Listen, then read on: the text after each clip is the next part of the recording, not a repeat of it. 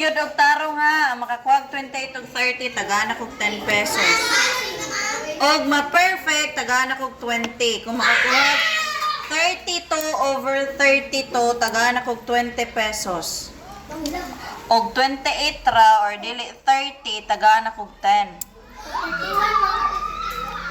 31 10 ra gyapon ay 32 mo'y mag 20. Ha? Oh, tarong ang answer, isolve gyud og tarong aron makadawat. Unsa? Unsa day kuno?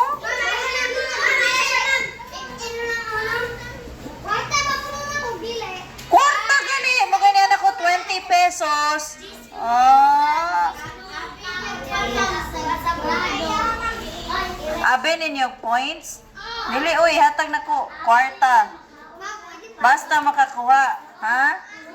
Ay dili, katog yun akong giingon. 28 or 30, 10 pesos. Nyan, mag-perfect ka, 20 pesos. Sige, tarong ang solve.